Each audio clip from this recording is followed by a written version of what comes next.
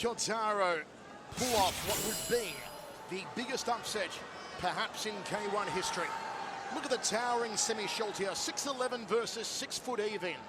You've got to wonder what the game plan will be of Kyotaro to try and get on the inside of the best jab in the business. Kyotaro, who is sporting the prajeur here tonight, the Thai armband around both biceps. Always worn by Muay Thai fighters, of which his coach is a former. Usually blessed by Buddhist monks, the prajeur, one of the many good luck amulets that Muay Thai fighters wear. Usually along with a mongkon and the floral arrangement around the neck. Here we go, first round of action. Michael Chavello, Mike Kogan, King Mo Lawal with you. Kyotaro will do his best Forrest Gump impersonation and run around the ring. He'll look to counter-fight Semmy. Semmy will try and press him against the ropes. He'll use that lead leg front kick. He digs the balls of the feet into the liver, into the midsection, and that time into the groin. He also likes a good step-up knee. Sits behind a jab that he can use to knock out opponents. Equally strong of both hands is Semmy Schilt. Kyotaro, you see already, is preferring to circle into the right hand of Semmy rather than circle into the jab. And there's the first taste of that jab from Schilt. Checks the low kick. Kyotaro will need a minuscule opening to rush on in and try and plant the big bok choy with that overhand right. Easier said than done though, because have a look at the way that Schilt just cuts off the ring with a couple of steps. He is a truly Herculean figure, the man they call the High Tower. Head kick. Kyotaro now circles to the lead hand of Semmy as he changes it up and moves forward with his first flurry. Semmy being very cautious here as well.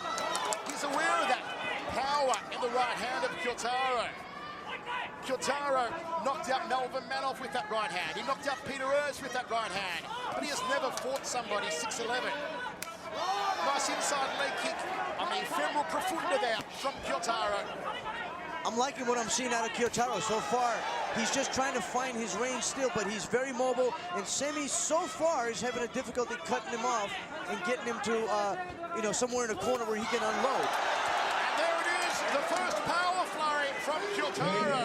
And every time the K-1 heavyweight champion lands, this capacity crowd here at the Ariake Coliseum cheers. How it would be a major upset if Kyotaro can take out Semmy Schilt. Schilt has never lost an 8-man tournament he's been in, be it a regional K-1 tournament or 4 Grand Prix.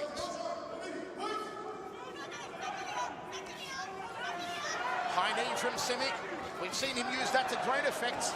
And the final 16 a few years ago against Paul Slowinski was probably the best example. Kyotaro said at yesterday's media conference, I am prepared to die in center ring to bring pride to Japan. I am going to make Japan a happy nation. He's doing a good job fighting. I think he's doing a great job, great game plan. He just needs to land the right hand and see how it affects him. Slippery and evasive as Kyotaro is proving harder to catch than Osama bin Laden. 1 round down, 2 remaining. Mike, your thoughts? I would give it a 10 all round, but what I'm starting to see is that Kyotaro, while being mobile, Semmy's able to find the time to land a few knees and a few punches, and that's all he needs to slowly soften him out. I want to see Kyotaro create a little more angles when he's moving around the ring. Don't just circle around. King Mo Kyotaro, very evasive, but is he showing you enough signs yet that he could pose headaches for Semmy? Well, I think if he takes the Sergio Martinez route and is in and out with flurries, then he can do this. He can fight effectively like that, but he's not throwing any flurries. He's just circling too much. Folks, wherever you're watching our broadcast right around the world, particularly a big hello to all of our fans across North America watching live on HDNet. We hope you're enjoying the 18th Annual Fields K-1 World Grand Prix from the Ariake Coliseum in Tokyo.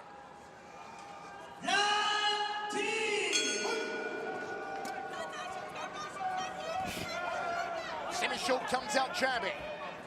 And Kyotaro, again doing his Seabiscuit, galloping around the ring. Yeah, circling clockwise. And now he drifts off counterclockwise. Schilt dangerously is looking to set his rhythm on that lead leg ground kick. Referee warning both men here. You've got to beware of that teep kick of Semmy, the one he used to feed Jerome Labetta last year, that he digs into the liver section. There's the high knee again. First round it was Semmy Schilt 10-9 on all three judges' scorecards. There's that high left round kick followed by that beautiful stiff jab. Semmy Schilt has the work rate of a middleweight fighter, Mike. It is scary. Mike, unfortunately, I'm starting to, well, I mean, unfortunately for Kyotaro, I'm starting to see Semmy find his rhythm. He's really found that rhythm, and he's found the timing that Kyotaro uses in moving around. He needs to create more angles and not just circle around and go to the body. Kyotaro is reaching valiantly for the jawline, but to no avail so far. And the monstrous Schilt just controlling. Checks the low kick, Kyotaro with the counter, but it fell 2 gloves short. Again, the referee warning for clinching on the inside. Maeda in the corner there of Kyotaro, barking instructions for his charge. And Semmy's jab is just landing, you know, at will. You know, that's the thing. He's the range, the timing. The jab is what sets everything up, and he's doing a great job landing that jab. It is the finest jab in all of K-1, that of Semmy Schilt. And look again as he cuts off the ring and throws the knee to the temple of Kyotaro. And Kyotaro just does not have the opportunity to counter here. Semmy not overextending himself. You still feel he's only fighting at about 75% of his capabilities. As Kyotaro lands a glancing right hand, but glancing at best, Mike. Yeah, I mean, like I said, the thing I don't like is he's linear in his attack. He needs to attack under angles. He needs to duck the jab and come in with the body shots. Instead, he's just trying to cover up. That is playing right into Sammy's game plan. Double forearms gun from Kyotaro. Semmy lumbers forward again. Kyotaro tries to back him up with the left hook. Semmy always working. His output is just extraordinary. It is what has made him the most feared fighter perhaps in K-1 history. His output, his power, his range. He is still the man to beat here in K-1. Despite not getting top billing on the official poster, which seemed to, well, distress him a little over the last week, as you saw in the pre-fight video. 2 rounds down, 1 remaining. King Mo, if you're in the corner here of Kyotaro, what are you telling the heavyweight champion to do? Man, I'd be like, go crazy. It's the 3rd round. Just go crazy. Do what you gotta do to get this, you know, do something. Because, you know, Semmy's like a damn shark out there, landing whatever he wants, and he's stalking them, and he's just controlling everything. Look at that, you know, landing everything. Semmy Schilt at -135 to win the tournament overall. -700 to beat Kyotaro. And once again, 2 judges give it to Semmy, 1 judge gives it a draw.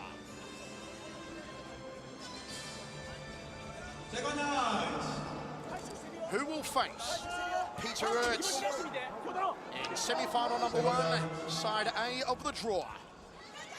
Kyotaro has 3 minutes remaining to turn the tide.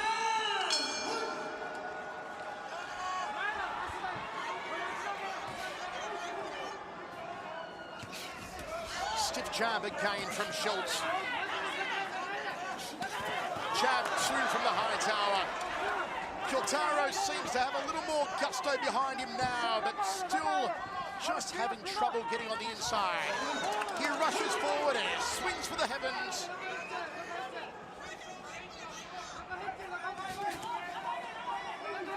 And Schilt just stamping his authority consistently here, dominating center ring, pushing Kyotaro to the outside. Now Kyotaro with the overhand left that went so high, St. Peter knocked it back. You feel the frustration, Mike, creeping in now for Kyotaro. Yeah, I mean, at this point, you know, his game plan is not working. Just circling is not working. Sammy's got his timing. Sammy's doing exactly what he does. And Kyotaro's really lost at this point. He really does not know what else to do. The only positive note to come out of this so far, from a tournament perspective, is that perhaps Kyotaro can take Semmy the distance here and maybe try and deplete his gas tank a little should he front up against a very fresh Peter Ertz in the semi-finals. But the thing about Semmy, as we've seen over the years, Mike, is he just gets stronger as tournaments go on. I was going to say, that's just wishful thinking. Semmy Schilt has a never-ending gas tank. You know, Semmy Schilt is a machine. You see there, even in the tango, even in the clinch, Schilt just popped up that little short knee to the upper rib cage. Always working, Semmy Schilt. I mean, Semmy Schilt, this is a training session for him. As a matter of fact, I saw highlights of his training sessions for this fight, and this is perfect. This is exactly what he was doing in training. Dave Yonkers and the team from Golden Glory and Zuidladen. Semmy does not train with the major Golden Glory gym alongside Overeem or Errol Zimmerman. He's exclusively out in the sticks, yelling at trees, breaking logs.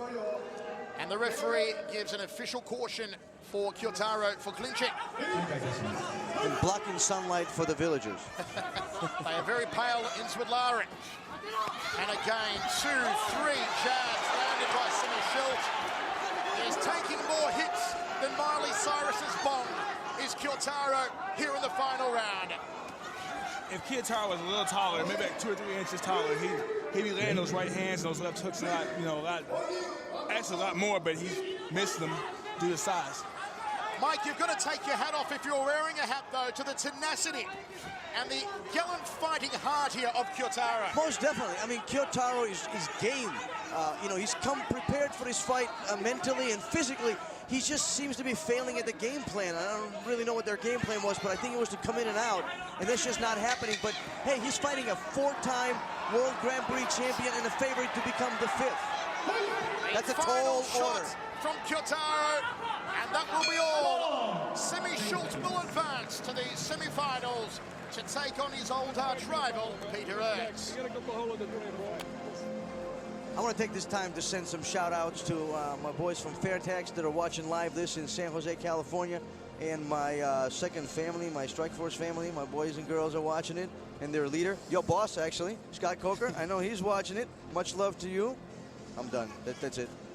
As we see Kyotaro get airborne there and try and fire the hammer fist strike and a left hook. It was just desperation from Kyotaro. As His Highness King Mo said, if he was a couple of inches taller, he may have landed a couple of salvos, but alas, it was not to be.